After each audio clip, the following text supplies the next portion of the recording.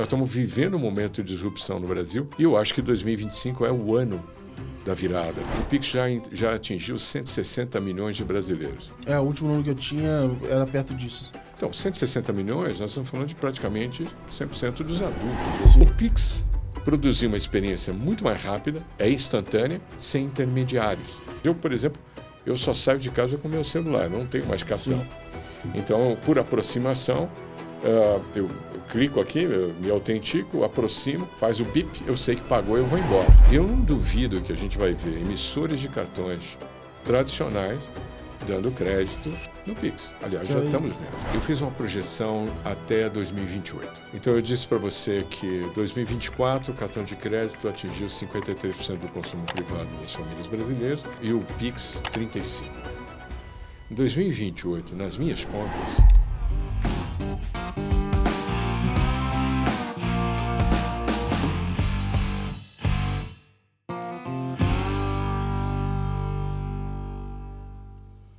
hoje a gente está vivendo no meio de uma ebulição nos meios de pagamento. A gente fala de transformação o tempo todo.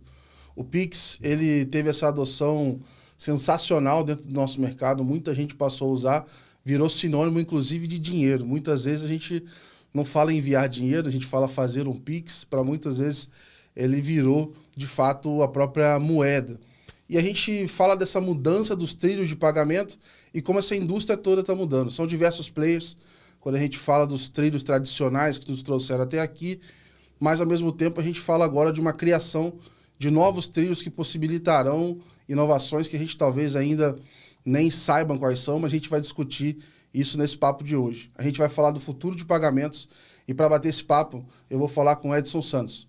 Ele é consultor, investidor anjo, advisor, tem um trabalho muito grande dentro da indústria de pagamentos e só do período que ele foi CFO já tem mais tempo que a minha carreira. Então, o cara tem muito conhecimento, já escreveu alguns livros, a gente até conversou em bastidores aqui que tem coisa nova também saindo do forno e vai ser uma honra bater esse papo aqui com ele hoje, porque justamente o meio de pagamento, inclusive, tem feito o Brasil ser destaque no mundo também, tem chamado a atenção, porque vários países estão querendo aprender também o que a gente está fazendo. Então é um prazer te receber hoje, Edson, para a gente falar do presente e também do futuro dos pagamentos. Prazer é todo meu. Obrigado pelo convite. É sempre bom estar aqui com você e conversar sobre o assunto que eu gosto é prazeroso. Muito bom. Recentemente eu li alguns artigos que você publicou e eu acho que tem muito conhecimento legal publicado ali. E aí eu queria desenhar, primeiro nessa nossa conversa, o estado atual assim, da indústria de pagamentos, né? A gente pode falar, talvez, aqui dos players que estão tendo que se reinventar, estão entendendo esse novo cenário, mas eu queria ouvir um pouco de você disso. Acho que uma pergunta que me vem na cabeça é, a gente está vendo uma saturação, né? O que é isso que a gente está vendo no mercado hoje quando a gente fala de quantidade de participantes, quantidade de oferta, produtos? Queria desenhar um pouquinho desse cenário com você aqui. Eu estou no setor de meios de pagamentos desde o ano 2000, portanto, um pouco mais de 25 anos.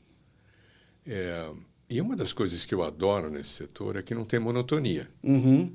Um ano nunca é igual ao outro, sempre tem alguma novidade. A gente brinca no setor, apesar de ser um setor importante, você encontra todo mundo, né? Uhum. É muito pequeno, relativamente pequeno.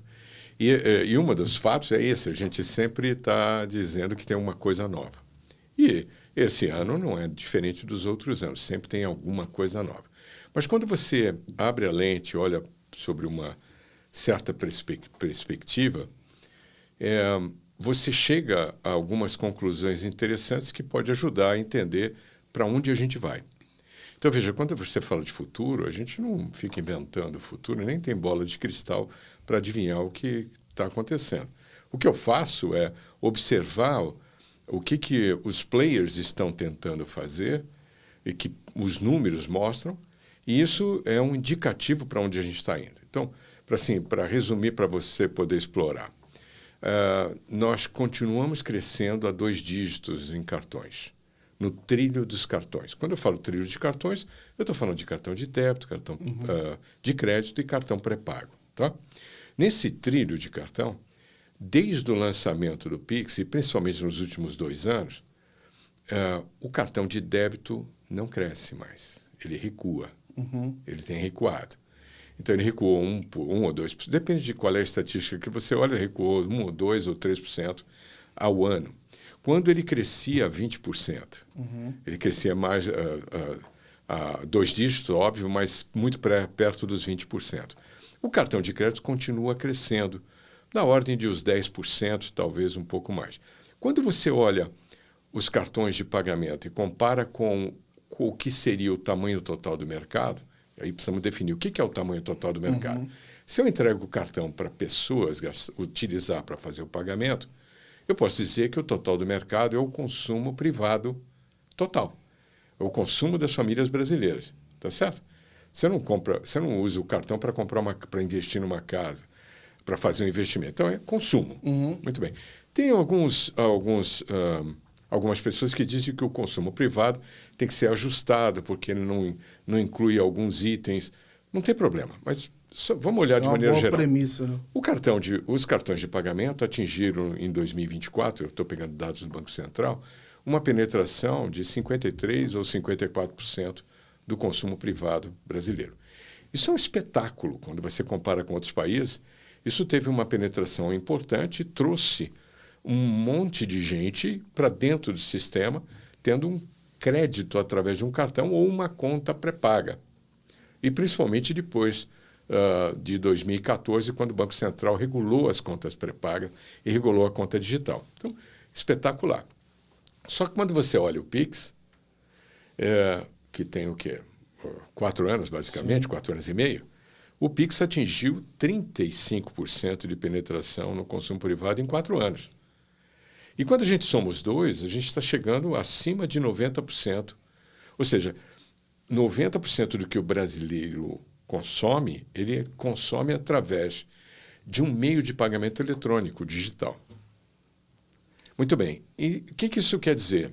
Quer dizer que aqueles brasileiros que eu tinha que trazer para o sistema já entraram. E provavelmente os lojistas que eu tinha que trazer para o sistema já entraram. Então, agora, o meu crescimento é orgânico. É rouba-monte. Eu, emissor, para trazer um novo cliente, talvez eu tenha que ofertar alguma coisa diferente para tirar esse cliente de um outro banco ou de um outro emissor de cartão. Então, é dessa saturação que a gente está falando. Não quer dizer que o mercado é ruim, mas quer dizer que ele não vai crescer como ele crescia antes. Então, desculpa se eu me alongo na resposta, mas vamos entender. O consumo privado nominal das famílias brasileiras cresceu, se eu não me engano, 9,5%, ou 9,5%, 9,8%, alguma coisa assim, o ano passado, 2024. E deve crescer 9% esse ano, 9,5% esse ano, talvez um pouco menos. Essa é a média do crescimento nominal. O crescimento nominal inclui a inflação. Então, não é PIB, é crescimento do consumo privado nominal. Por que isso é importante? Porque no sistema de cartões eu tenho uma taxa de desconto sobre o valor da venda. E o valor da venda é influenciado pela inflação, por isso nominal. Justo. Muito bem. Nós crescíamos 2,5 vezes o que crescia o consumo privado. Era uma indústria maravilhosa de crescimento. Então, você pega de 2000 a 2024, o crescimento médio é de 19% ao ano. Caramba. Espetacular.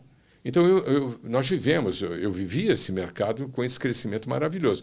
Crescimento alto. Por quê? Porque você estava trazendo novos players, novos clientes que antes não aceitavam ou não utilizavam o cartão como meio de pagamento. Tá certo? Quando entra o Pix, e mais recentemente, nos últimos 2 anos, você tem mais de 100 milhões de brasileiros que foram incluídos financeiramente através de uma conta digital e que utilizam o Pix. E muitos deles que, acho que é legal te destacar, também não têm acesso a crédito e, eventualmente, com o Pix, eles começam a ter mais visibilidade de informação e podem até ter acesso a crédito em algum momento agora, né? Exato. Vamos falar disso já. Mas, por exemplo, uma pessoa que faz um trabalho na sua casa, cuida do seu jardim, ele provavelmente não tem uma conta bancária formal, mas ele tem renda. A hora que essa renda começa a aparecer num fluxo de uma conta digital que ele conseguiu no celular dele, no smartphone dele, sem pagar nada por tarifa e tudo mais, você começa a ter um histórico. E acima desse histórico, é mais fácil você prever e dar crédito a ele. Então, esse é o tipo de inclusão. Primeiro inclui com pagamento, com conta, com fluxo, e depois vem o crédito.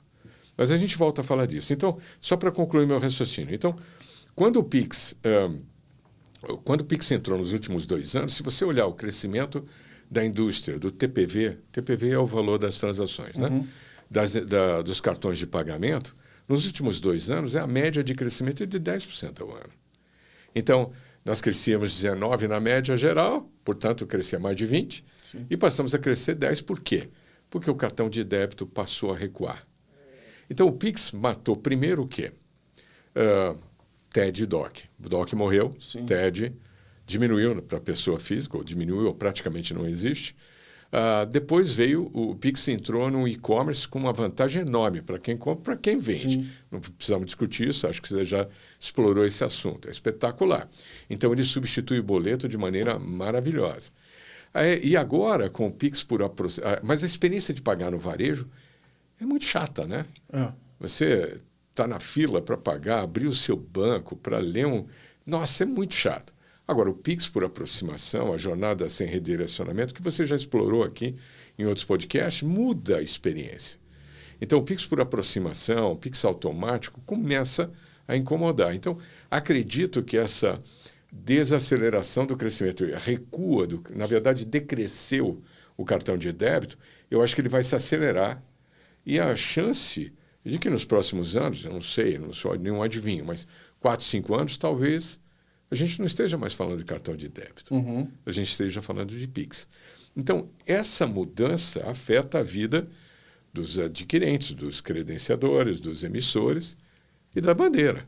Isso afeta a vida de todo mundo. Essa saturação do crescimento que a gente está falando. Então, aí o crescimento vem por onde? Vem por concorrência.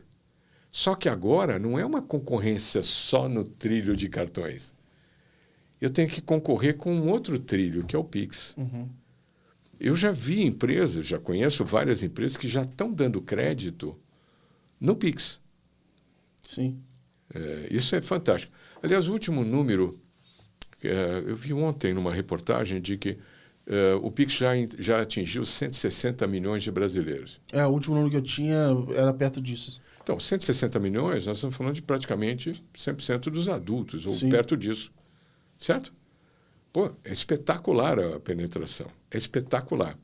E aí eu te pergunto, poxa, a indústria de cartões acredita que vai dar crédito para esse indivíduo. É possível. Mas depois que ele tem uma experiência com o Pix, principalmente o Pix por aproximação, e com outras empresas, fintechs, dando crédito para ele no Pix, no trilho do Pix, talvez ele não queira mais um cartão. Será que daqui a pouco não vai ter? Porque assim, a gente fala do problema também de vários celulares não ter o NFC, etc. Mas será que não surge algum dia um cartão de Pix? Eu digo assim, só pelo hábito que já existe de pagar, mas que na prática ele é o NFC ali, não sei. Porque assim, a minha dúvida está assim, o que vai chegar mais rápido na mão desses 170 milhões, né? Vamos analisar isso. Para o Pix por aproximação acontecer, eu tenho que ter um smartphone de um lado com capacidade de capturar o que a gente chama de NFC, Near Field Communication, certo? E preciso de um terminal que tenha a capacidade de capturar essa transação também por NFC. No Brasil, a gente deve ter 28 milhões de terminais de captura, mais uns 800 e poucos mil. Esse é o número do Banco Central, eu acho que de junho. São quantos, desculpa, que você falou? 28 milhões de terminais. Caramba. Só que, desses 28 milhões, mais de 20 milhões estão na mão de microempreendedor individual. Eu não sei se esse terminal ainda está ativo ou não, se ele já foi substituído. Eu mesmo já tive uns para testar. Então, veja, porque esse terminal você comprou, então, em teoria, quem vendeu acredita que ainda esteja ativo. Não sei. Então, eu não vou julgar se estão ativos ou não. Então, tira 22 milhões daí. Deve ter 6, 8 milhões de terminais em lojas físicas conhecidas, ok? Mais ou menos um por loja, um pouco mais de um por loja. Normalmente é isso. Esses terminais, há muitos anos, já vêm de fábrica com a capacidade de NFC.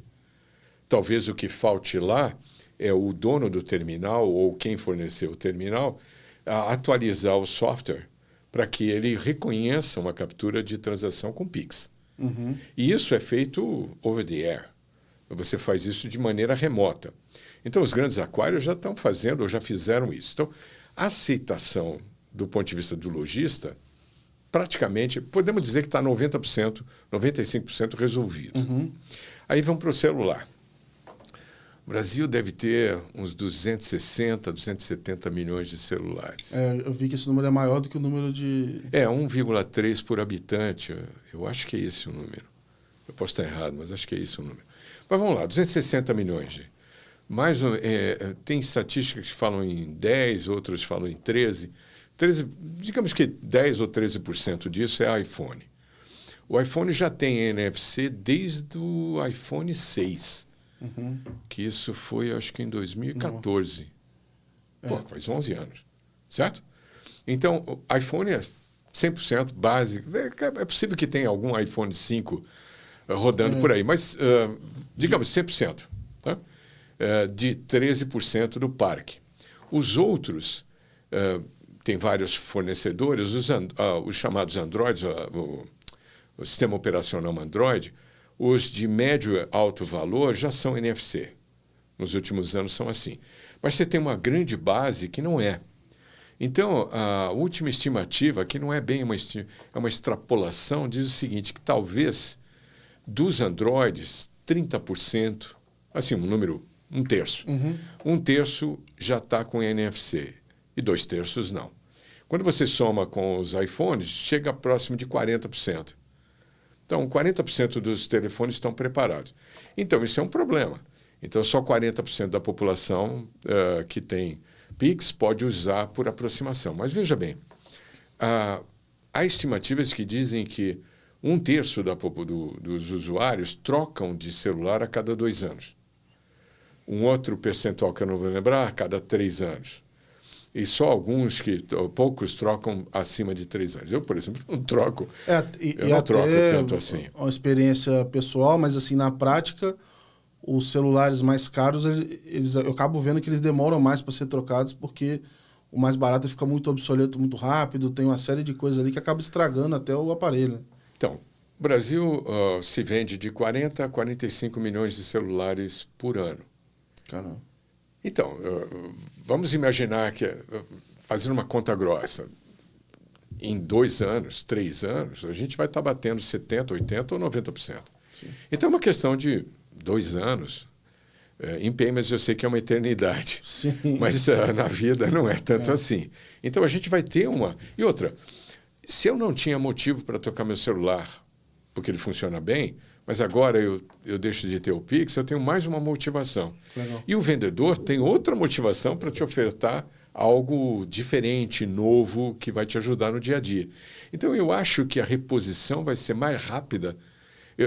Essa estatística de que a gente chega, talvez em 2026, com 70% de celulares aptos, é baseado na reposição do passado. Uhum. Mas agora nós temos um novo motivo, que é o uso. Legal. Então, eu acho que esse problema será resolvido rapidamente. Legal. E eu acho que, assim, para mim, esse ponto de interrogação, ele está muito mais nessa questão do hábito ali, o que vai se tornar, talvez, esse formato, porque fica assim na minha cabeça. Será que o impacto que existe hoje no débito, no cartão de débito, a gente vai ver parecido quando a gente entrar oficialmente com o Pix parcelado, o Pix crédito, que, né, ele já existe hoje porque as instituições estão antecipando esse benefício, né? Mas ele, vamos dizer assim, imagino que ele vai começar a puxar elementos que existem no cartão de crédito ali, que dá experiência para o usuário e tudo mais, né?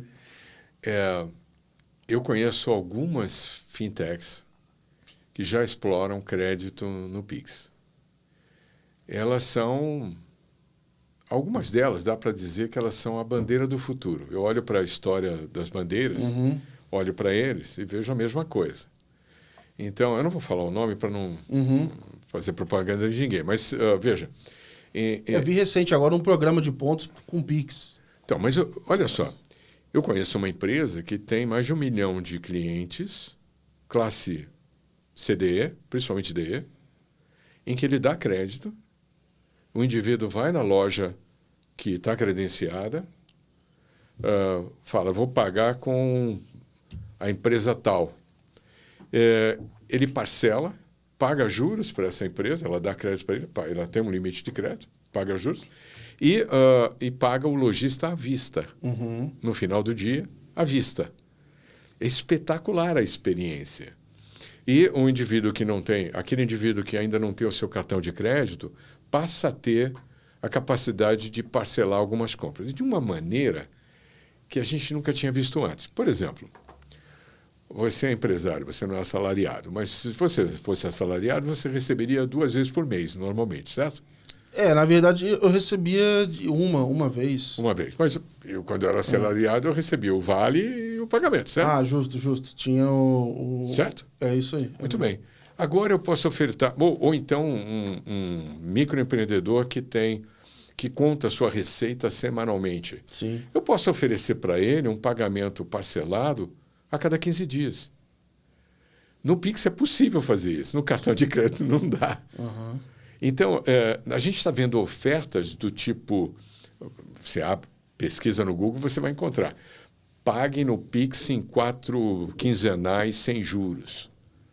Isso faz uma diferença enorme para quem precisa daquele crédito e usa a sua renda quinzenal, o seu salário a cada 15 dias para pagar. Ou um empresário, um microempresário que faz suas liquidações a cada semana. Então, essa experiência muda. E muda o comportamento. É muito interessante. E, obviamente, essas fintechs que estão mais próximos desses mais de 100 milhões de brasileiros que vieram para o sistema financeiro, eles é que conseguem entender, dar uma conta digital, conseguem entender o comportamento e dar crédito para eles. Os bancos têm uma distância para chegar lá. Mas, mesmo assim, se você abrir qualquer banco que você tenha conta, eu tenho conta num grande banco, ele já me oferece parcelamento no Pix. Aliás, quando eu vou fazer um Pix, através do aplicativo, ele já pergunta, você quer da sua conta ou quer usar o seu limite do cartão de crédito? Então, ele está pegando limites do cartão de crédito que ele já me deu e está me oferecendo parcelar com juros. Sim. Então, então, parcelamento no Pix já é uma realidade. O que vai acontecer com o Banco Central talvez seja uma padronização disso. E aí vem um assunto interessante, né? Todo mundo, quando fala em Pix, às vezes a gente mistura experiência com produto, com serviço, com plataforma e com infraestrutura. E muita gente critica, dizendo que o Banco Central é dono do Pix e é concorrente. Eu tenho uma visão diferente disso. Sim. Eu olho o seguinte, para toda... se a gente quiser, a gente faz um comparativo.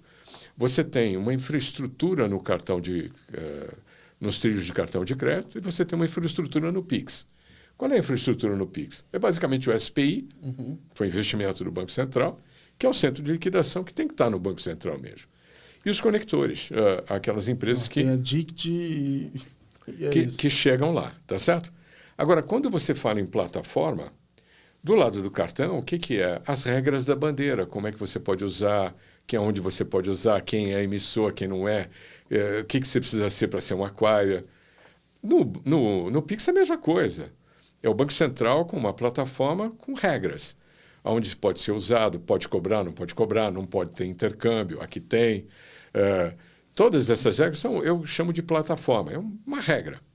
Em cima disso vem os produtos e serviços. Quem faz isso e quem oferta são as empresas privadas. Exatamente. São os bancos. Aí surgem ideias novas, como ITP, como a gente já conversou sobre isso, e outros players.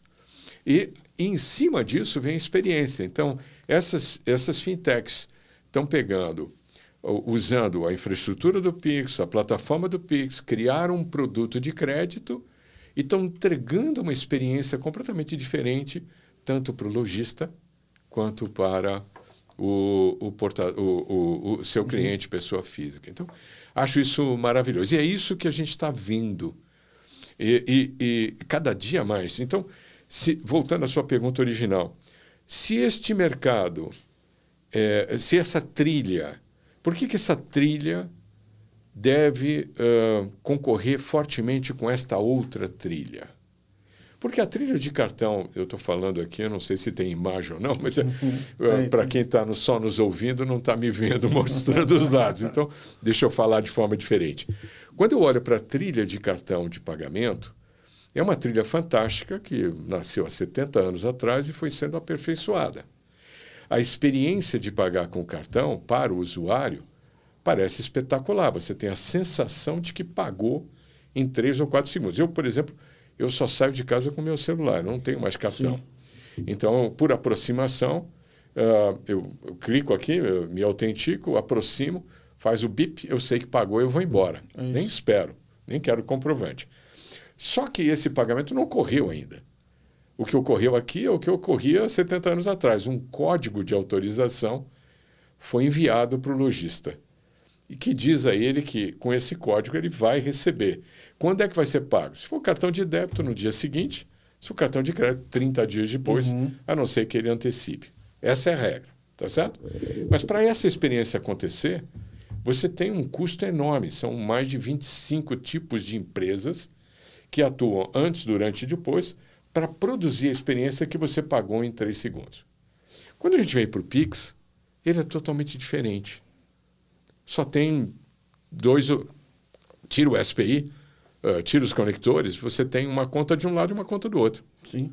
Não tem adquirente. Não tem emissor, não tem bandeira.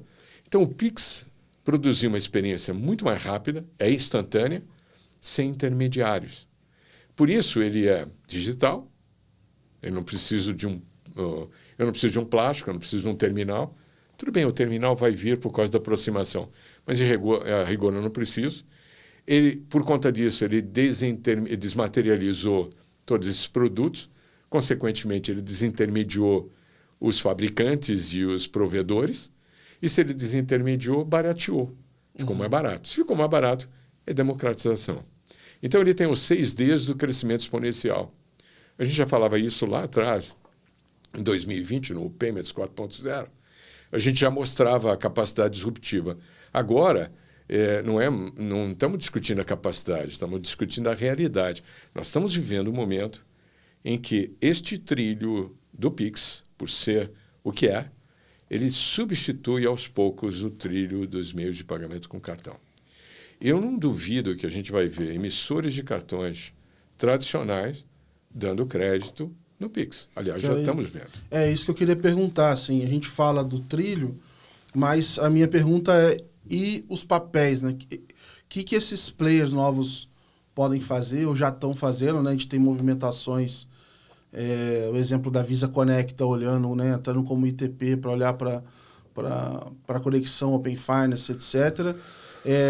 Eu queria entrar um pouco nisso. Assim, o que acontece com esses players nessa oportunidade nova com esses trilhos, né? Por um lado, pode ser ameaça, mas por outro, oportunidade também. Fantástico. A pergunta é muito boa. Então, veja, nós falamos de Pix, mas não falamos de Open Finance. Quando a gente fala de Pix combinado com Open Finance, a gente fala de ITP, a gente fala de transações account to account através do Pix mais Open Finance, tá bom? Então, quando a gente fala em Open Finance, account to account, é natural que as bandeiras, e elas não fazem isso hoje, elas não estão fazendo... Você viu o Visa Connect sendo lançado o mês passado, sim, mês retrasado, alguma coisa assim? Um pouquinho antes da Febre Bantec. Isso, mas veja, quando você olha o histórico, Visa e Mastercard, para citar 2 grandes bandeiras internacionais, estão atuando em pagamentos instantâneos em outros países e olhando para account to account em outros países há muito tempo. Pelo menos desde 2020 e 2021. Então, e se você olhar a missão, o statement da missão de Visa e Mastercard, não vou lembrar agora de cabeça, não tem nada a ver com cartão, tem a ver com a experiência de compra e de venda. Então, é natural que essas bandeiras elas invistam no novo.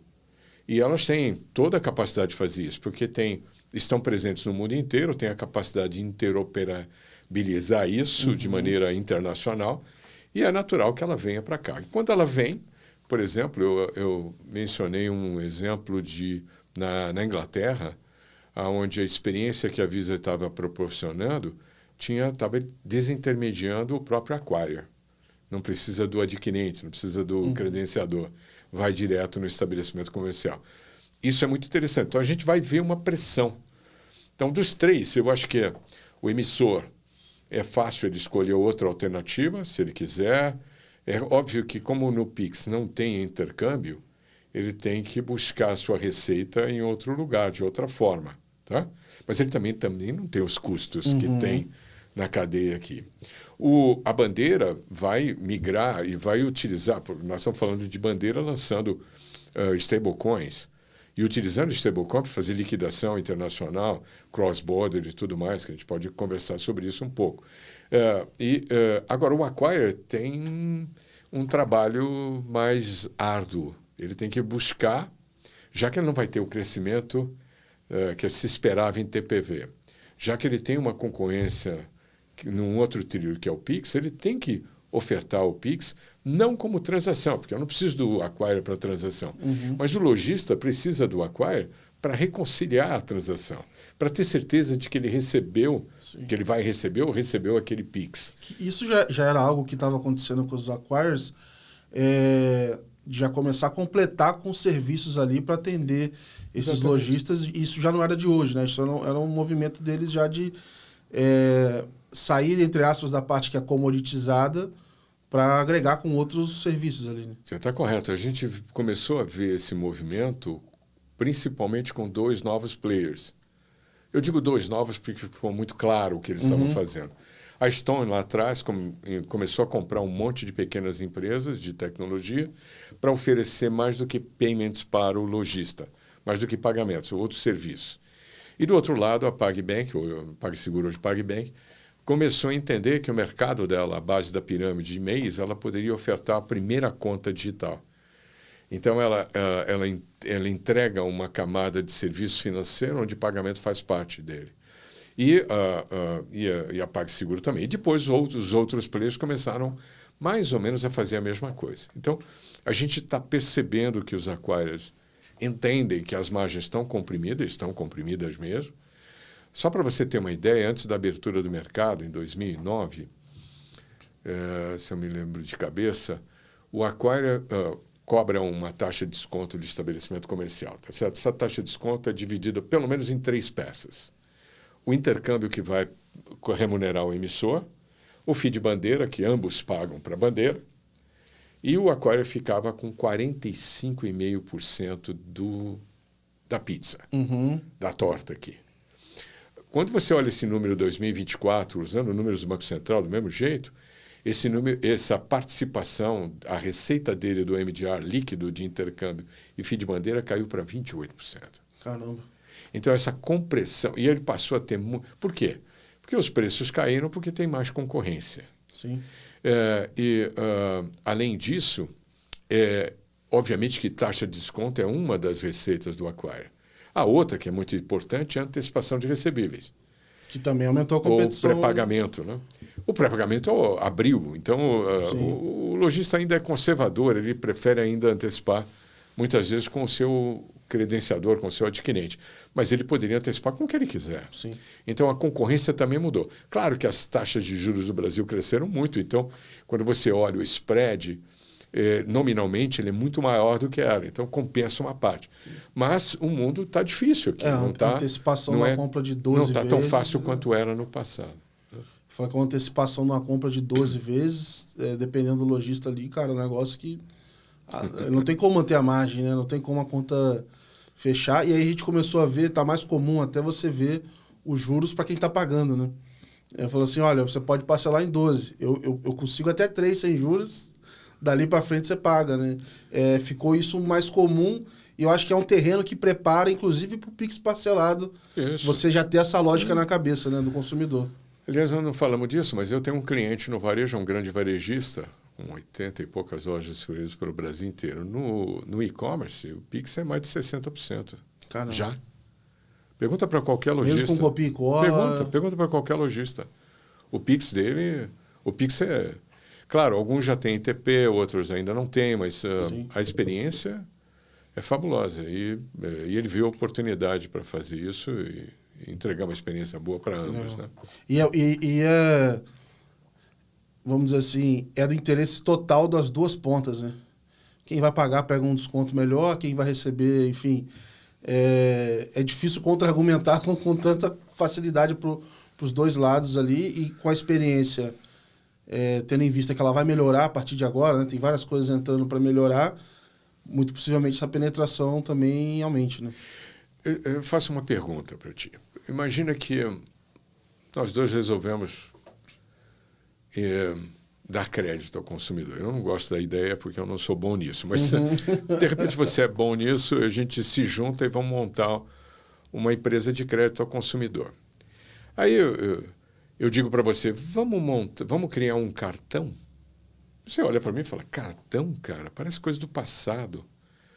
Vamos dar esse crédito aonde? Em um lugar mais barato, mais simples, mais rápido, onde a gente pode rapidamente ir para o mercado, testar e corrigir se tiver problema. Como é que a gente faz? Vamos usar o trilho do Pix. Sim. Então, eu acredito que os varejistas, por exemplo, que emitem cartões private label, cartão private label é uma coisa muito interessante, tá certo? Então, o cartão que eu te dou um crédito através de um cartão e você só pode usar na minha loja. Tudo bem que tem o cartão embandeirado que você pode usar fora, mas vamos falar do cartão private por enquanto. Muito bem, aí você vem na loja, mas esqueceu o cartão em casa. Por quê? Porque não é um cartão que você usa toda hora. Sim, sim. Ele vai para a sua carteira no primeiro dia, depois vai para a sua mochila, depois vai para a sua gaveta. Justo. Tá certo ou não? E tem um custo aqui. Sim. Então, normalmente, um cartão emitido, menos de 1/3, ou 30%, vai arredondando, se torna ativo. Se torna ativo de fato. Então, você tem um custo de emitir e só ativa, 1/3 disso. O lojista que faz isso, uma hora ele vai olhar para o lado e vai falar assim, espera aí, eu estou dando crédito, eu estou assumindo o risco. O sujeito esquece mas ele não esquece o celular em casa. O consumidor não vem para a loja sem o celular. Puxa, vamos dar o crédito no celular, eu não preciso do cartão. E aí ele começa a utilizar a forma de liquidação, de conversa com o Pix. E o Pix permite que ele embuta na transação uma série de informações que vai facilitar a reconciliação que ele vai fazer. A vida dele muda em custo, em penetração, em ativação. Ele pode melhorar bastante e pode ser muito mais assertivo. A hora que a gente vê o lojista migrando, por que ele não migra hoje? Porque ele é muito conservador, ele tem que pensar a respeito, mas ninguém ofertou para ele uma solução. Já tem alguns ofertando, mas a hora que alguém começa a ofertar e ele começa a perceber que tem uma vantagem e sem perder nada, eu acho que nos próximos anos a gente vai ver uma migração forte. Daqui a pouco ele pode, numa experiência ali, fazer o próprio Pix parcelado por ali. Eventualmente, adicionalmente nisso, ele pode compartilhar dados para ver se aumenta a chance dele ser aprovado no Pix parcelado. De alguma maneira, eu acho que quem já dava crédito, né, pelo trilho que existe até hoje, eu acho que eles têm a oportunidade de até aproveitar toda essa expertise para falar assim, beleza, está mudando o trilho. Porque aí eu acho que começa a vir perguntas do tipo, será que a gente vai continuar dando o crédito por CPF ou a gente vai chegar no nível de transação? Né? Vou fazer, já que é uma transação para para uma linha branca ali, ele compra isso a cada, 10 anos, para isso aqui eu acho que eu consigo dar crédito. Eu fico me perguntando como é que vai ser um pouco dessa configuração, porque a gente teve aqueles casos de Buy Now, Pay Later, que eles estavam embutidos ali nos contextos, ali, dando crédito, etc. E lá fora mesmo a gente viu que alguns bateram um pouco com a cabeça na parede, porque dar crédito não era trivial. Aqui no Brasil a gente tem uma expertise maior já nessa área, acho que a experiência pode melhorar, mas eu estou na dúvida que ainda como é que a gente vai constituir nesse trilho que você estava mostrando aqui do Pix, como é que vai constituir, vai ter um modelo, vão ser várias transações, isso vai virar uma fatura, vai ficar preso no 30 dias de novo, a gente vai reconstruir a experiência de cartão integralmente ou a gente começa de um jeito, enfim, são várias perguntas aí desse momento. Então, deixa eu dar 2 passos para trás. Eu tenho uma teoria, não é bem uma teoria, é uma constatação. Você é muito jovem, talvez não se lembra, mas a gente viveu um período de hiperinflação, de alta inflação, a década de 70, 80, até meio de 90. Então, toda a minha adolescência e vida madura, a maior parte eu vivi de baixa inflação. Quando você tem uma inflação, digamos, ano 84, meio disso tudo, 1984, a inflação a expectativa era de bater 100% ao ano. Depois ela bateu 80% ao mês, mas 100% ao ano. Quando você pensa em 100% ao ano, faz a conta, dá 8,25 por mês, na média. 8% por mês é um número interessante. A gente tinha correção monetária e tal. O que os bancos fizeram? Os bancos começaram a colocar o dinheiro em grandes empresas, emprestar para grandes empresas ou emprestar para o governo, no overnight, o famoso overnight. Dá muito menos trabalho do que criar uma conta para pessoa física. Eu dar crédito a uma pessoa física, a inflação, eu tenho que cobrar a inflação de 8 mais juros. O risco é muito grande. Então, os bancos se afastaram do consumidor, mas o varejo não.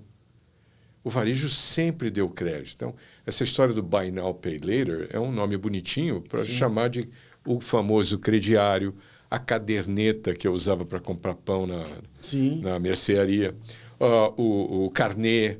O Brasil sempre deu crédito. Quem deu crédito? A maior parte. O varejista. Era o varejista que sabia dar crédito. Quando a inflação foi revelada e com o Plano Real, o que aconteceu? A primeira onda, os bancos tentaram comprar a carteira de crédito dos varejistas. Mas eles não sabiam dar crédito. Quem sabe dar crédito é o varejo. Depois vieram 2 ou 3 ondas. Uma delas foram, você vai se lembrar, eu acho que vai se lembrar, os bancos começaram a criar pequenas empresas de crédito. E era muito comum, você andava na Avenida Paulista, o que mudava de uma marca para outra era a cor da camiseta da menina, do rapaz que ficava na calçada te chamando. Certo ou não? Sim, sim. Então, tinham várias empresas. Elas sumiram. Essa foi outra onda. A última onda foi uma parceria. Então, os grandes bancos fizeram parcerias com grandes varejistas, em que ele sabe dar crédito, o banco traz o funding e ambos exploram isso. Então, veja, sempre foi, no Brasil, na minha vida, na experiência da minha vida, o varejo é que sabe dar crédito. Legal. Por isso que eu mencionei o Private Label. O Private Label é um crédito dado em cima de um trilho que usa o cartão. E aí eu criei uma frase que os meus clientes não gostam muito, a maior parte dos meus clientes estão em meios de pagamento, obviamente no trilho de cartão, mas eu tenho que usar a frase. Eu chamo todo mundo para pensar fora do cartão. Tem que pensar fora do cartão. A hora que você pensa fora do cartão, o mundo pode parecer estranho, mas ele é muito mais limpo, muito mais tranquilo, menos intermediários, muito mais rápido, digital. Não tem o mundo, não tem o plástico físico. E isso é que acho que faz a diferença enorme, entendeu? Então, na medida em que esse varejista que já dá crédito tombar a sua carteira de um trilho para outro e se beneficiar da velocidade, da simplicidade, aí as coisas começam a mudar de maneira mais rápida. Então, hoje, como eu disse, a gente já vê fintechs fazendo isso. E fazendo isso para quem? Para o varejista. Então, eu conheço varejistas que não têm o Private Label, por algum motivo, não têm, mas se associam a essas empresas porque elas trazem o cliente e elas é que dão crédito. E, às vezes, elas dão crédito para o consumidor com a participação do lojista. Então, você é um grande lojista. Você tem clientes que você conhece. Eu sou uma dessas fintechs. Eu digo, vamos dar crédito juntos? Dá o funding, que eu assumo parte do risco, você assume parte do risco, você dá parte do fundo e a gente trabalha junto. E isso está acontecendo com vários deles. Então, esse é um momento que eu chamei de disrupção. Legal. Nós estamos vivendo um momento de disrupção no Brasil e eu acho que 2025 é o ano da virada ou do começo da virada. Isso quer dizer que o cartão de crédito vai acabar? Não. Separa cartão de crédito. Talvez o cartão... Eu tenho que pensar fora do cartão. O crédito continua. O crédito continua. E aí, quando eu penso... Para mim, assim, o Pix parcelado vai ser... ele já está acontecendo, mas vai ser a grande mudança que eu vejo. Assim, vai abrir muita coisa a partir dele. Porque essas perguntas ficam na minha cabeça. Primeiro, né, como é que você vai falar com o cliente ou organizar para ele entender tudo que ele já parcelou? Tem limite ali, não tem? A partir disso, vem a questão de recebíveis de Pix, que vão para uma registradora também. É a única etc. coisa que falta. Na prática, o Pix parcelado já existe. Ponto. Ok? Já existe. O cliente consumidor já entendeu como é que funciona. Faz a continha dele, vê se vale a pena ou não. O lojista já entendeu, recebe à vista. Perfeito para ele. Mas hoje ainda está muito trado ao cartão de crédito, né?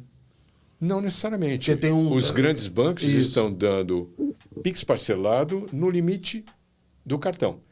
A função do banco é te dar crédito. Sim. Uma delas, certo? É te dar crédito. Ela já te deu o crédito. Então, eu tenho um banco aqui que já me deu um cartão, já me deu um crédito. Agora ele está dizendo, você pode usar a parte o que você quiser desse limite no Pix, pagando juros e parcelado. Mas aí na UX, vamos lá, eu comprei essa mesa aqui pelo Pix parcelado, essa compra ela cai na minha fatura do cartão de crédito. Tudo bem. E aí daí para frente ela anda no... Nós estamos falando de como é que o emissor, a empresa que te deu o crédito, vai cobrar de você. Vai cobrar na sua fatura, na sua conta. Perfeito. Como é que uma fintech faria? A mesma coisa.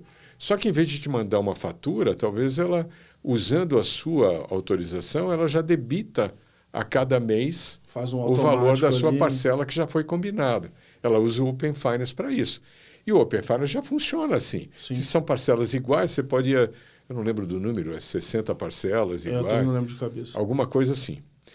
Então, o Banco Central vai, digamos, regular o parcelado no Pix. O que ele vai dizer? Ele provavelmente vai dizer como é que essas coisas funcionam, qual é a mensageria própria para isso, que hoje a gente usa de uma maneira, ele vai padronizar a mensageria, padronizar como você deve ofertar, qual é a experiência do consumidor e, obviamente, não tem jeito, este vai ter o registro dos recebíveis. Eu não posso imaginar que um parcelado no Pix não vai ter o registro. E a hora que tiver o registro, você tem a possibilidade de fazer antecipação disso ou de dar crédito em cima disso. Então, é uma maneira de uma fintech dar crédito e depois vender esses créditos para um fundo, um FDIC, uma securitizadora, levantar mais valores para dar mais crédito. E isso estimula a economia e o consumo. Perfeito. Né? Então, o que vem do Banco Central é uma forma de você padronizar como é que se chama esse negócio que a gente chamou aqui de Pix parcelado. E aí, eu queria voltar só naquela questão do impacto no cartão, né? Em que olhando daqui para frente, beleza, o de débito você me falou que, olha, imagino que isso vai continuar diminuindo. Para o crédito, o que você acha que acontece? Vamos falar no débito primeiro. Veja bem, eu sou um lojista. Você vem tomar um café aqui. E você vai pagar 10, 20, 30, 40 reais, 50 reais no cartão de débito. O cartão de débito me custa 1,20. O Pix me custa, sei lá, 10 centavos. Estou chutando aqui. Eu falo, Gabriel, me paga no Pix. Para você não vai fazer diferença, porque sai da sua conta do mesmo jeito. Só que a sua experiência hoje é ruim. Mas hoje não, ontem era ruim. Hoje já você pode pagar por aproximação. Aí você fala, tá bom. Você pega o seu celular e faz por aproximação e paga. A experiência é ruim. O lojista é que vai motivar você a mudar, porque para ele é melhor. Sim. E para você não vai fazer diferença, porque sai da sua conta do mesmo jeito. E a experiência de pagar é o mesmo que você paga hoje por aproximação no cartão de débito ou no Pix.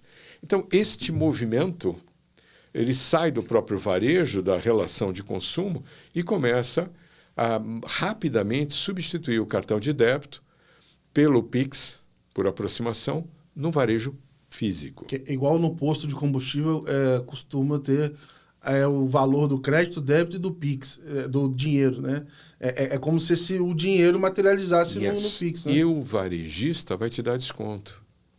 Amanhã alguém vai te dar mais do que um benefício. Sim. Então, se você pensar da base da pirâmide para cima, você pode me dizer, eu nunca vou abandonar o cartão de crédito porque eu tenho milhas.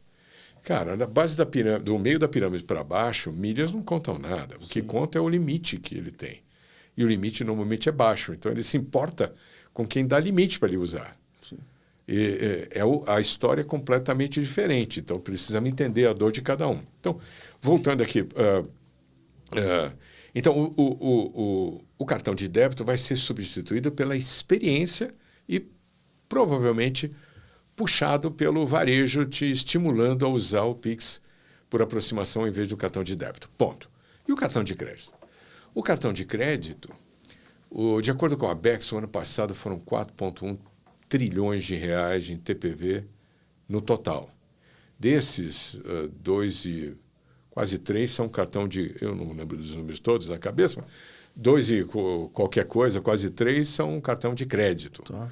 Desses, cerca de acho que são 120 ou 130 bilhões de reais são pagamentos recorrentes. Caramba. Pagamento recorrente, Pix automático. Para fazer o pagamento recorrente com cartão, eu lojista, tenho que... por exemplo, digamos que eu seja dono de uma academia. Isso é ruim para todo mundo, eu acho. É caro, é certo? caro. E para quem está pagando também, às vezes vai comer um crédito ali, não é fácil controlar. Exato. Eu acho que é uma situação que é ruim para todos. Assim. Então, o Pix automático me dá a capacidade de eu assinar uma academia. Então, nesse aspecto, eu vou te dar números do mercado. O Ebanks estimou que no primeiro ano, ou 2 anos, uma coisa assim, o Pix automático tiraria do cartão 2 bilhões de dólares. 2 bilhões de dólares dá o quê? 11 bilhões de reais. Isso é 10%. Eu acho pouco, eu acho que vai ser mais do que isso. E quem vai puxar isso? Não sou eu.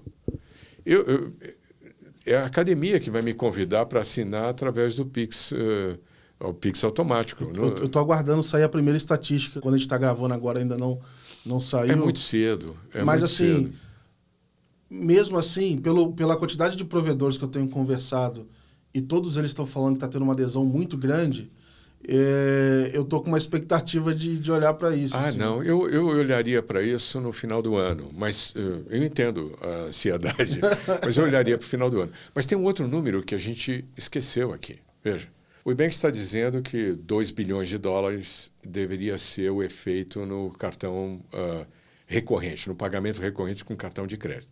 Mas ele traz um outro número fantástico, que ele acredita que nos próximos anos 30 bilhões de dólares seriam adicionados a pagamentos recorrentes através do Pix automático. E de quem ele está falando? Ele está falando desses mais de 100 milhões de brasileiros que não tinham conta antes e que passaram a ter uma conta digital.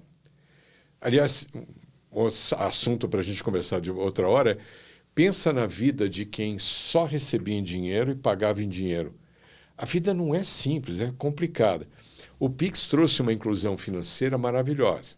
Então, esses 100 e poucos milhões de brasileiros não conseguiam assinar Netflix ou um streaming. Eu não devia fazer propaganda das empresas, mas streaming. Eu quero ouvir música. Como é que ele assina? Eu vi numa loja de telefonia esses dias, falando assim, olha, está aqui o benefício, você pode pagar o seu streaming pela fatura.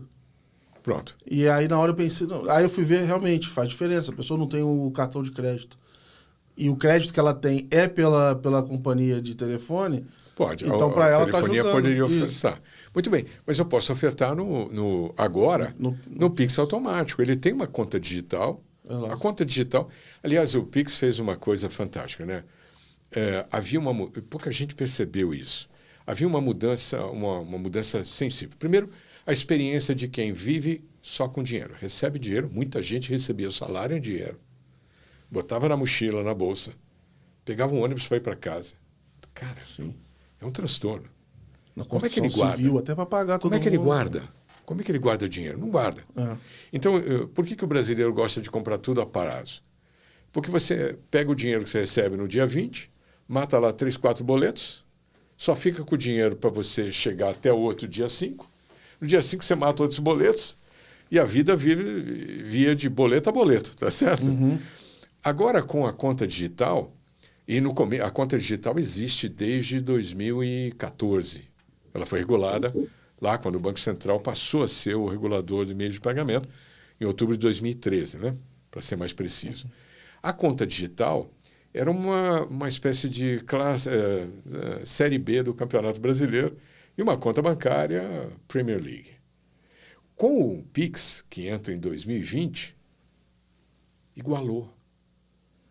Eu explico por quê. Para colocar dinheiro na sua conta digital, o que você tinha que fazer? Boleto. Você tinha que emitir um boleto, ir no banco com dinheiro e pagar esse boleto com dinheiro para ir para a tua conta, para você poder utilizar. E pelo que a gente conversou aqui até no outro episódio, o boleto você nem podia fazer isso ainda, que depois ajustaram, né? Sei lá, alguns bancos grandes foram criar os bancos digitais e esperaram porque a forma com que se fazia, o objetivo dos boletos não tinha esse boleto para a própria titularidade. Assim.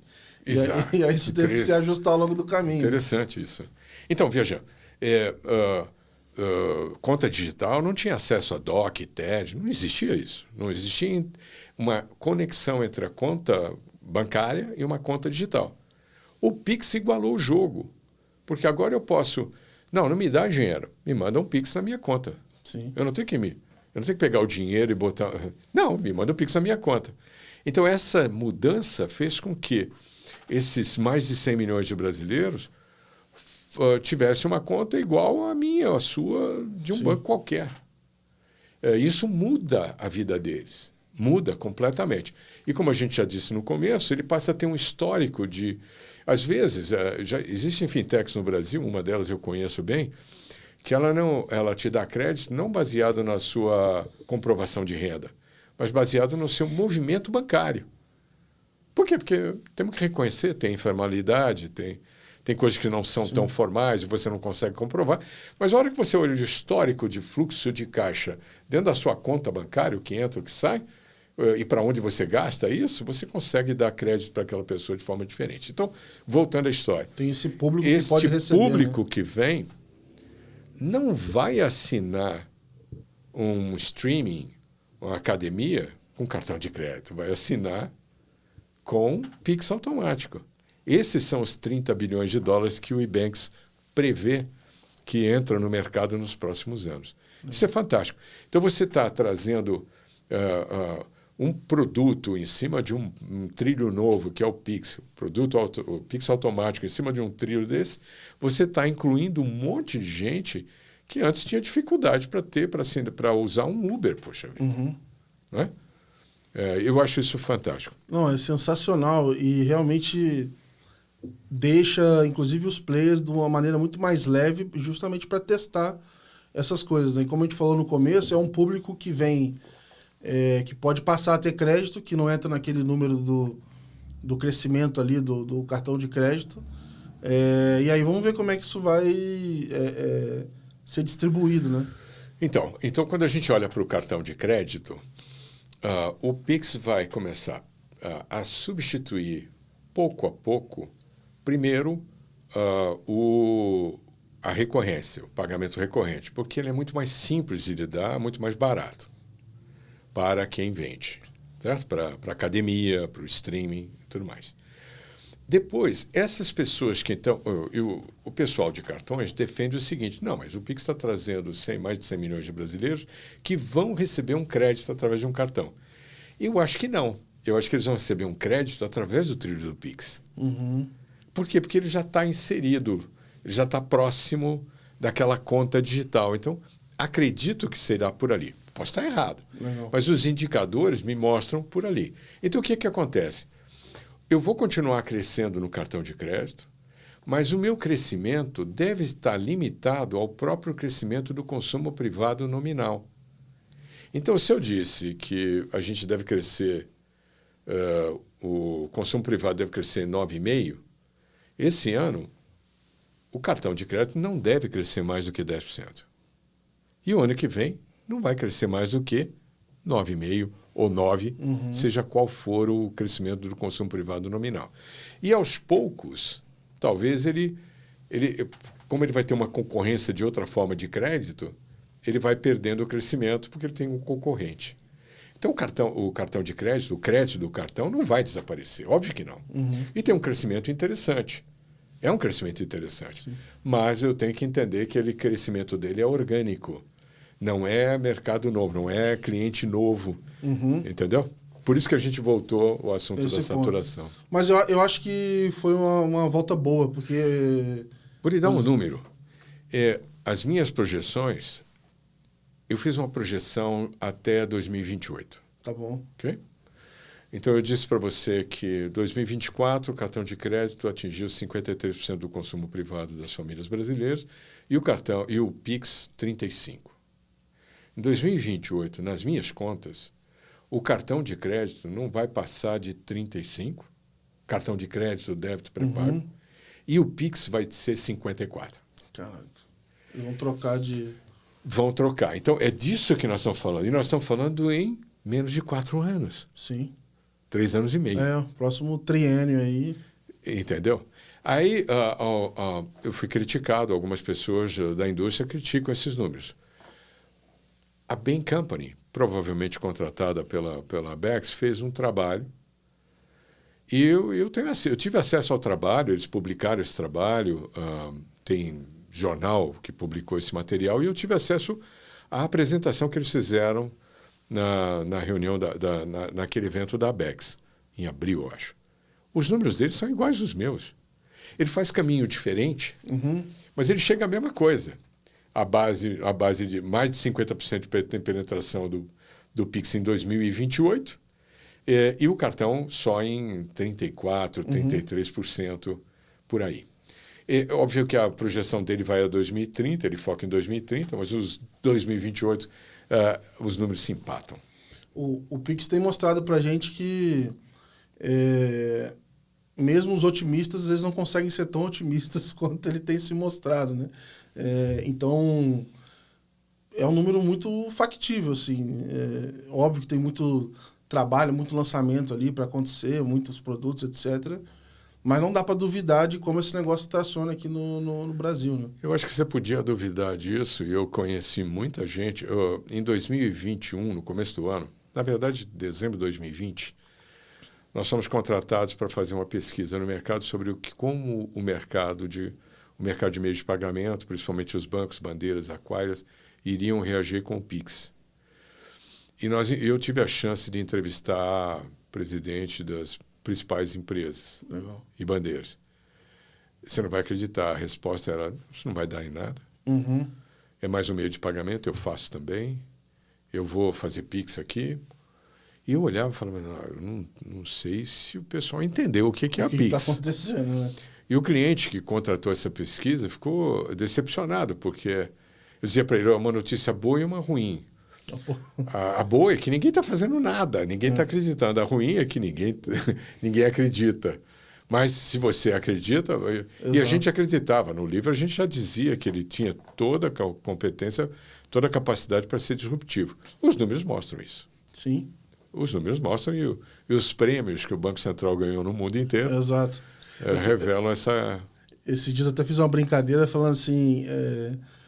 Porque o Pix virou orgulho nacional, né? Então, todo mundo também defendendo o Pix ali. Acho que ele gera uma união ali de todo mundo gostando disso.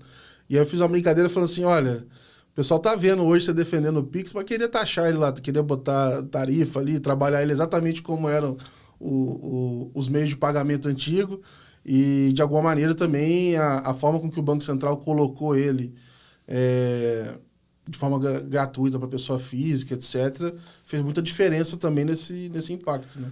Quer ver um assunto interessante? Stablecoin. É uma onda no mundo inteiro, tá certo? Que resolve uma série de dores. Uma série de dores. Simplifica a vida. Tem empresas emitindo, e as bandeiras também emitindo stablecoin para simplificar a vida de grandes varejistas. O Walmart está atrás disso e outros também. Porque simplifica muito a vida deles.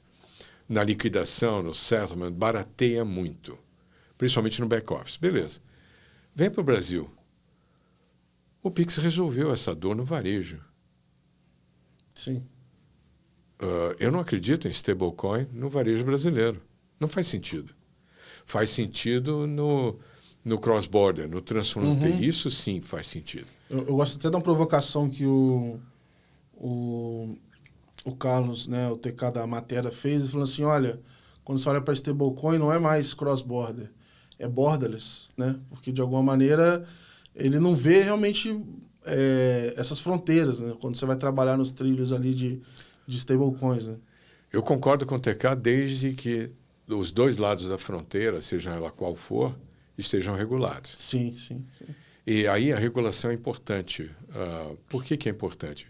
Você entregaria o seu dinheiro para uma fintech e você não sabe o que ela está fazendo com o teu dinheiro. Ela está dizendo, o seu dinheiro está aqui, deixa comigo, e eu te dou na tua carteira tantas stablecoins, baseado em dólar. Eu te garanto dólar. Se entreguei reais, ele me garante que aqueles reais se converteram em dólar e eu vou ter stablecoins lastreados em dólar. Maravilha. Mas onde está esse dinheiro?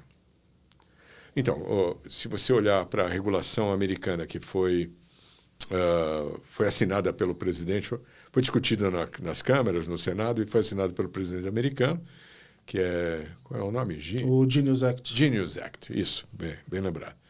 Então, o Genius Act diz o seguinte, primeiro, quem emite stablecoin tem que ser regularizado, tem que ter uma licença específica. Quase uma basileia do tem que ter uma licença específica. Então, no Brasil teria que ser uma IP. E como IP tem que ter capital prudencial, blá, blá, blá, blá, toda a regulamentação. E outra, o dinheiro que eu coloquei lá tem que estar em reserva em dólar 1 para 1, para não ter risco. Então, no país que... você tem isso regulado nos Estados Unidos. E na Europa tem uma regulação também. E, de repente, no Brasil não tem. Eu vou entregar isso para uma fintech brasileira, esse meu dinheiro para uma fintech brasileira que não está sujeita a nenhum tipo de regulação, eu teria dificuldade de fazer isso. Algumas pessoas não, mas eu teria dificuldade de fazer isso. Mas no transfronteiriço, desde que esteja regulado, e eu acho que a regulação vai vir cada vez mais em vários países, ele ajuda tremendamente no cross-border e ajuda tremendamente... Vamos pegar um exemplo. Você é um criador de conteúdo e você poderia vender o seu conteúdo, se já não vende, para pessoas fora do Brasil. Como é que você recebe? Hoje para receber, você tem que abrir a conta, aí o número do IBAN e não sei o quê. Você tem um procedimento. Obviamente que você vai ter um procedimento mais simples, mas também vai ter mas vai ter um procedimento mais simples, mais barato, se você abrir uma conta numa provedora de stablecoin. E de preferência você vai escolher se você quer lastreado em reais, que nós já temos uma, o BRZ, ou lastreado em dólar, ou em euro, não sei.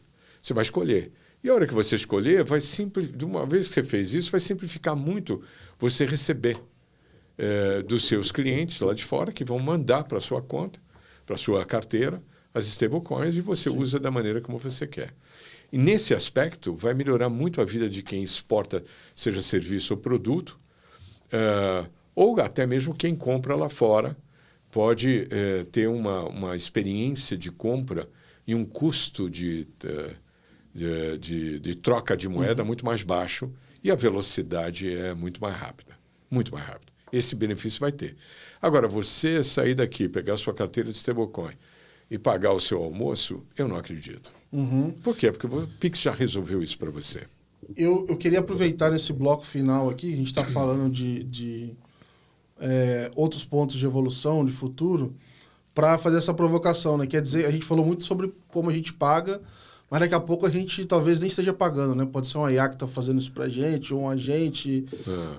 Eu queria ir para esse lado mais futurista aqui da coisa, para a gente poder talvez falar de agente payments, de outras coisas, porque muda até a dinâmica do próprio canal, né? Hoje, quando eu falo de ser encontrado na internet, já tem mudado muito, muito, né? Tem gente falando que eu preciso produzir ou estruturar o meu conteúdo de modo que a IA entenda para eu aparecer na pesquisa. Perfeito. Porque as pessoas estão pesquisando pela IA e em algum momento elas vão estar comprando também, efetivando compras pela IA, né? Perfeito. Eu criei o meu agente de compras. Legal. Hoje, como é que está funcionando? Tinha sempre a gente partiu de uma dor, né? Um dia resolvemos trocar a TV. Como é que eu escolho uma TV? Parece uma coisa trivial. Como é que eu escolho uma TV? Eu fico indignado porque eu tenho que parar para dar uma estudada. Qual é a melhor? Então. Para o meu caso. Então partindo... Por quê? Porque, bom, onde você vai colocar a TV? No quarto, na sala? Qual é a distância? Qual é o tamanho da TV? Para que uso você vai dar? Para que uso você vai dar?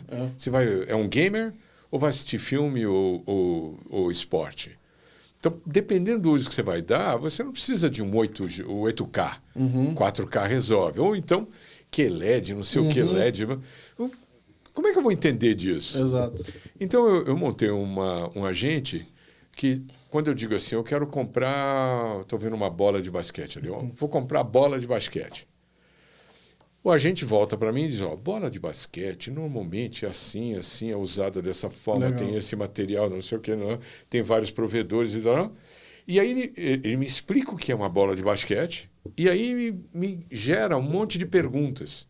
O que você vai fazer com a bola? Ou, no caso da TV, aonde você vai usar? Para que você vai usar? Qual é o espaço que você tem? O que você está pensando? Você está mais preocupado com estética ou mais preocupado com qualidade? E em cima disso, ele faz uma proposta. Legal. Ele é o seu personal shopper aí. Não, e eu posso ir além. Eu posso dizer assim, tá bom, agora vai buscar no mercado. Já escolhemos o tamanho da TV, escolhemos o modelo, e digamos que eu já escolhi o fabricante. Agora vai buscar as melhores ofertas. Ele traz para mim as melhores ofertas. Legal. E eu poderia incluir nisso um meio de pagamento. Sim. Então, a questão é que nós estamos falando de muito futuro. Sim. Então, pessoas da minha geração... Eu sou um baby boomer, pô. Pessoas da minha quando acham que eu estou ficando louco. Como assim, né? Mas quando você vai para a geração Z, talvez seja muito mais fácil para ele entender. E no dia a dia, o que nós estamos falando? De economizar tempo. É legal você saber sobre novas tecnologias, mas o que você vai fazer com conhecimento sobre a tecnologia A, B ou C? Eu vi uma panela de pressão elétrica. Você tem que quase fazer um TCC pela quantidade de... as opções, tem isso, tem aquilo.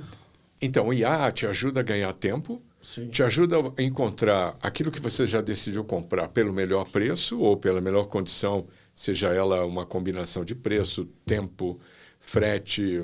sei lá, experiência, o que você quiser, e faz você ganhar muito tempo. E isso eu acho que é um futuro natural. E é muito legal porque, assim, vamos dizer que esse processo todo, ele demorasse 10 minutos, 100 minutos, desde você estudar até você comprar. De repente, ele não está indo a zero agora, mas ele está cortando em 95 minutos, 95%. Incrível, porque você vai pegar só a última ponta do processo de acabar de comprar. Mas toda essa etapa de entender e etc., que parecia mais futurista ainda há alguns anos atrás, já consegue fazer. A gente criou alguns agentes internos nossos aqui também, que a nossa operação ela seria inviável se a gente não tivesse elas com a quantidade de pessoas que a gente tem hoje. Eu teria que ter muito mais pessoas para conseguir operar o que a gente faz hoje. Perfeito. Então, por exemplo, no caso da compra, Visa, Mastercard já estão investindo nisso para dar, no futuro próximo, uma experiência completamente diferente. Então, o que nós estamos fazendo? O que nós estamos falando aqui? Nós estamos falando de ganhar tempo, de eliminar o seu tempo inútil e você usar o seu tempo da melhor maneira possível. Tudo bem que tem gente que está economizando tempo nisso e fica aqui no... Está gastando aí, não. No scrolling, mudando a tela. Tudo bem, cada um faz o que quer com o tempo, mas ninguém gosta de ficar na fila. Eu detesto check-out. Então, se eu pudesse, eu já criei uma frase, né? Tem que pensar fora do cartão. Agora, tem que matar o check-out. Qual é o meu objetivo? Matar o check-out. O que é matar o check-out? Poxa, check-out é uma experiência ruim. A sua expectativa está lá no topo, você está feliz com o que você estava consumindo. Pronto. E do nada cai, né? Você descreveu um restaurante, por exemplo, né? Um restaurante, uma... Então, e outra, você tem um processo de compra. Então, você sai para comprar uma camiseta. Puxa vida. Cor, modelo, sei lá, tamanho, marca, experiência.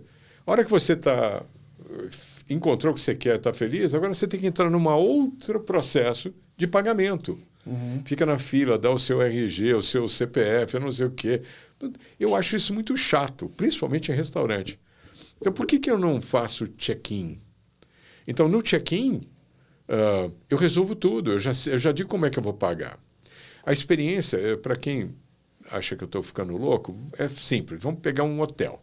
Você sai daqui, vai para qualquer lugar do mundo, quando você chega no hotel, o sujeito pede o seu passaporte. Para quê? Para saber se você é a pessoa que fez a reserva. Não, você é o Gabriel, você fez a reserva, é você mesmo, está aceito. E depois te pede como é que você vai pagar. Você fala, está aqui um cartão de crédito. Ele faz uma pré-autorização, não tira dinheiro do seu cartão ainda, mas ele faz uma pré-autorização, entrega tudo para você e fala, fique à vontade, está aqui a chave. Na hora de ir embora, o que você faz? Se você for educado, você devolve a chave, que é normalmente um plástico, Sim. que pode ser reutilizado Tem no balcão. Tem umas caixinhas. Ou então a caixinha. E vai embora, não tem check-out. Você não tem check-out no Uber. Ah, não, você não autoriza, você já autorizou no check-in, você só é informado de quanto você está pagando. Então, tem uma pergunta, olha, se você quer dar uma gorjeta ou não, mas não tem check-out.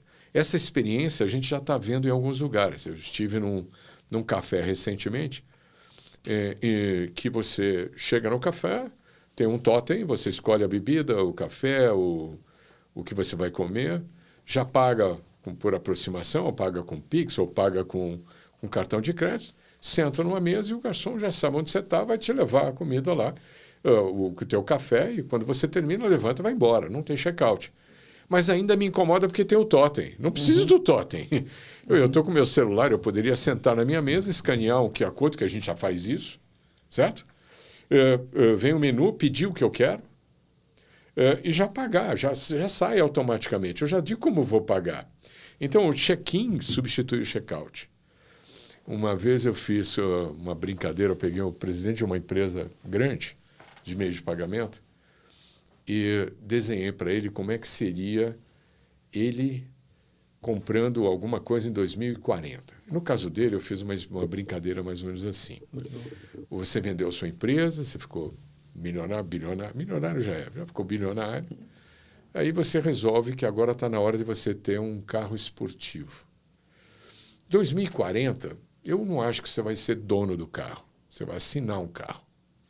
Faz sentido? Sim, sim. Eu não acho que a loja de carro está dentro a loja que a gente vai não é a mesma experiência que a gente tem hoje. Provavelmente está dentro de um shopping ou num prédio. Não é necessariamente de rua. E lá, aliás, nem tem carro lá.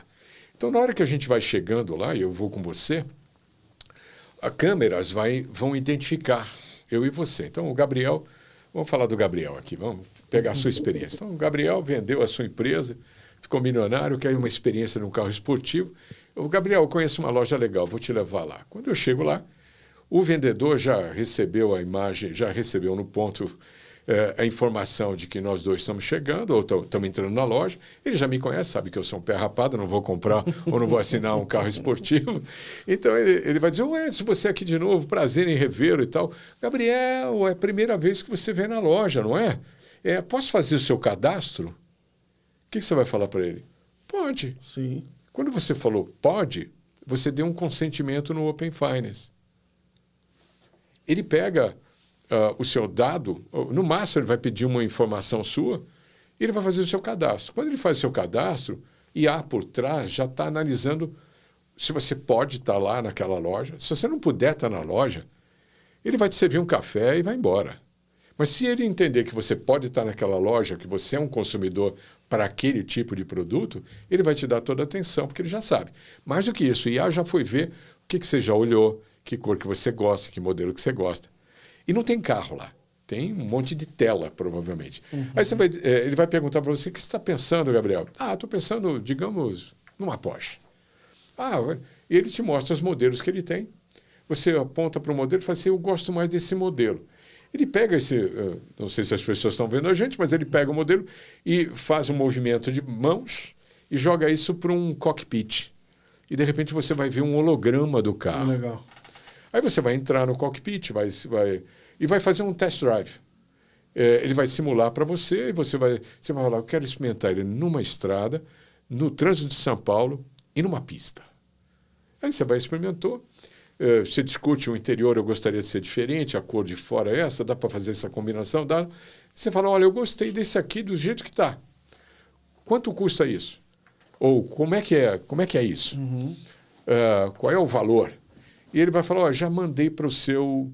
Nós estamos falando de 2040, eu não sei se ele vai mandar para o seu e-mail ou para o seu telefone. Só falar, mandei para você. Mandei para você, um ID qualquer. Você está com óculos... Não porque você precisa, mas você está usando um óculos inteligente, vai clicar aqui no óculos e o teu advogado IA, que o Giancarlo Melito me desculpe, vai analisar e vai dizer, olha, tem este ponto aqui que é no... Aí você negocia e fala, dá para mudar isso, dá. Mudou. Eu topo. Quando você fala eu topo, você deu aceite, você assinou um contrato. Você vai pegar o carro onde? Não sei se vão entregar o carro na sua casa, não sei se você vai numa garagem pegar o carro, mas você não comprou o carro, você assinou o carro. Aí, quando eu terminei essa história, ele virou para mim e falou assim, mas isso não é 2040. A gente já tem tecnologia para isso. Tá bom, então não é 2040, é 2030? Claro, com certeza. Talvez 2028? Pode ser 2028. Então, onde está a sua empresa nessa transação? Ele falou, não, pera um pouquinho, deixa eu pensar. Não está. A sua empresa não está nessa transação. É disso que nós estamos falando quando a gente convida o cliente para pensar no futuro de pagamento. O futuro, como dizia Silvio Meire, o futuro vem do futuro, não vem do passado. Então, você vai para o futuro, entende como vai ser a experiência, entende a dor e traz isso para cá para criar o futuro. Então, essa experiência do carro poderia ser a experiência de qualquer coisa. Entra numa loja. Hoje é triste, né? Eu entro numa loja para comprar alguma coisa, o vendedor vira e fala, isso aqui está todo mundo comprando. Eu não quero, está todo mundo comprando. Eu quero ser diferente. Então, eu quero uma experiência hiper personalizada, eu quero uma experiência para mim, eu não quero... Né? Então, esse é o futuro. E onde está o pagamento? Nós não falamos de pagamento. Não tem dúvida que você vai pagar pelo aluguel do carro. Tem dúvida que você vai pagar pelo almoço que você tentou na mesa de... Não, claro que não. Ele vai perder esse protagonismo como uma parte da experiência. Ele vai ficar cada vez mais invisível, né? Então, voltando agora para a nossa visão. Se o pagamento se torna... Essa palavra invisível é chata, porque todo mundo usa a mesma palavra. Mas o pagamento se torna inteligente. Inteligente. Você não tem dúvida como é que você vai pagar quando você entra numa loja ou entra num site ou qualquer lugar que você vai consumir, você não tem dúvida.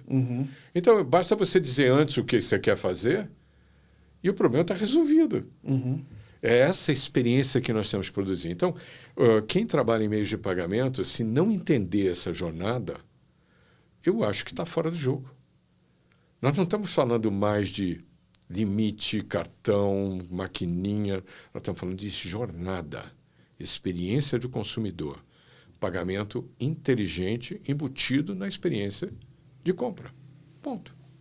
Muito bom. Não, é um exercício muito legal, assim. Bem, obrigado por ter compartilhado aqui com a gente também. Para a gente fechar, Edson, eu queria fazer uma seguinte pergunta, assim.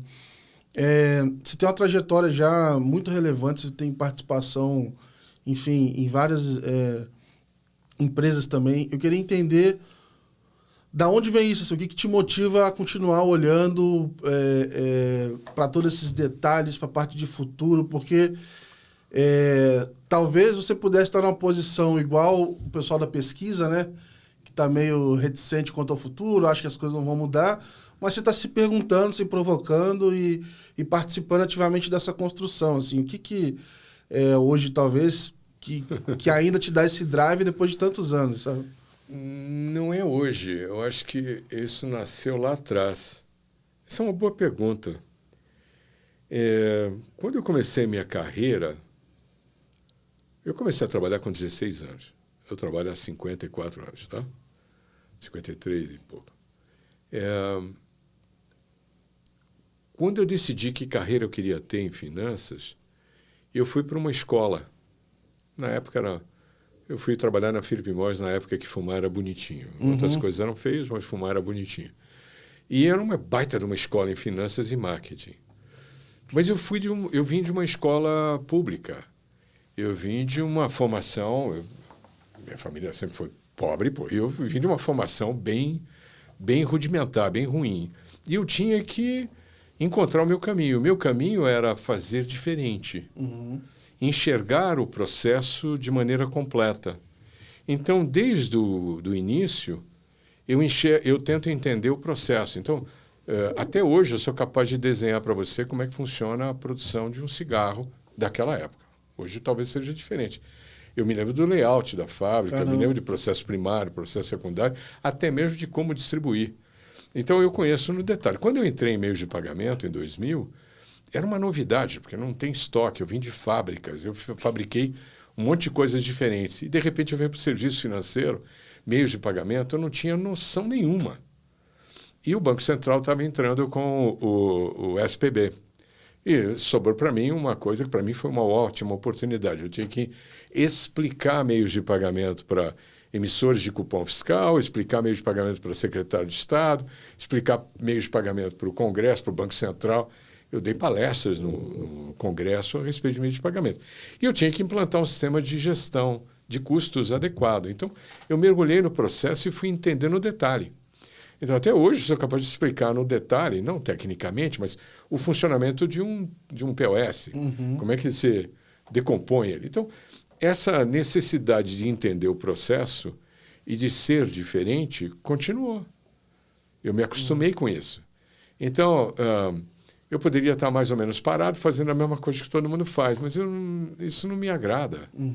O desafio é enxergar onde as pessoas não enxergaram. Esse é um desafio constante. Eu acho que é legal que isso deve